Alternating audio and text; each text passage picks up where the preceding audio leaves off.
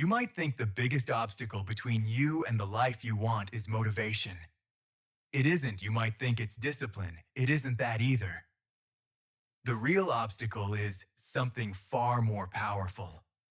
Something that silently controls nearly every decision you make. Your identity psychologists have discovered something remarkable about human behavior. People don't simply act based on what they want. They act based on who they believe they are. Take two people with the exact same goal. Both want to get fit. Both buy new workout clothes. Both purchase a gym membership. Both watch videos about exercise. But after 3 months, one person has transformed their life. The other hasn't stepped inside the gym for weeks. What changed? It wasn't knowledge. It wasn't opportunity. It wasn't intelligence. It was identity. One person began saying, "I'm trying to work out." The other quietly started believing, "I am someone who trains." The difference sounds small, but inside the brain, it's enormous because your mind will do almost anything. To stay consistent with the story it believes about itself. Now think about the story you've been telling yourself. Maybe you don't say it out loud, but it's there. I'm lazy. I never finish anything. I always procrastinate. I have no discipline. At first, these sound like observations, but over time, they become labels, and labels become identities. Eventually, your brain stops asking, "What should I do?" Instead, it asks, "Oh, what would someone like me do?" If you've accepted the identity of someone who procrastinates, your brain will constantly search for evidence to prove it's true. Every missed opportunity, every unfinished project, every wasted afternoon becomes another piece of evidence, not because it's reality, but because your brain loves consistency more than accuracy.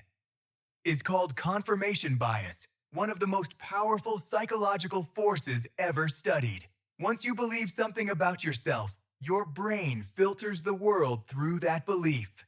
Imagine wearing blue-tinted glasses every day. Eventually, you forget the glasses are even there. You simply assume the world is blue. That's exactly how identity works. You stop questioning the story. You start living inside it. But here's something even stranger. Your brain doesn't care whether the story is good or bad. It only cares that the story stays consistent, which explains something that confuses millions of people. Why do people sabotage themselves just as they're about to succeed? Someone starts a business, everything is going well, then suddenly they stop showing up. Someone begins losing weight, they're making incredible progress. Then one weekend turns into 1 month. Someone finally starts creating videos. The audience begins growing. And without realizing why, they disappear. It isn't because success is impossible. It's because success feels unfamiliar. And unfamiliar feels dangerous. Your identity whispers, "This isn't who we are." So your brain pulls you back toward what's comfortable, even if comfortable is making you miserable.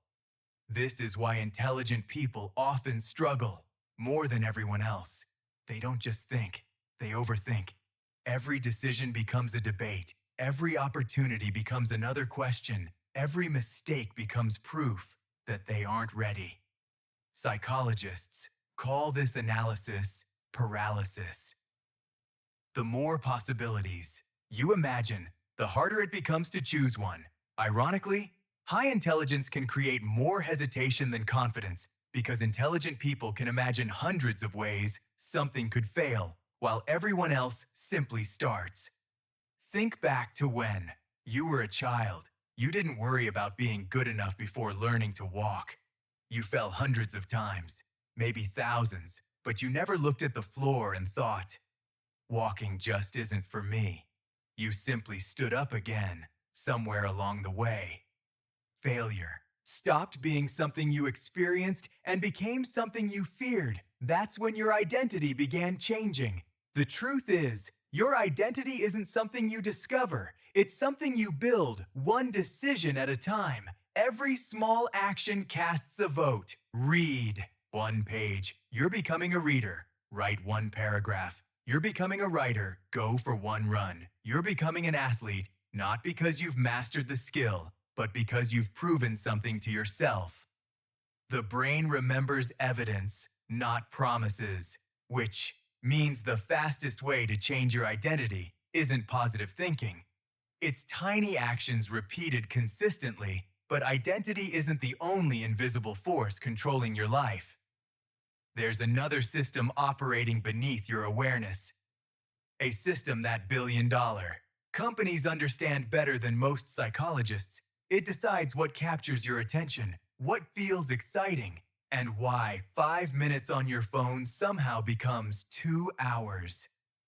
In the next chapter, we're going deep inside the chemistry of your brain to uncover the hidden addiction that keeps millions trapped, not by drugs, not by alcohol, but by something most people touch thousands of times every single day: their phone.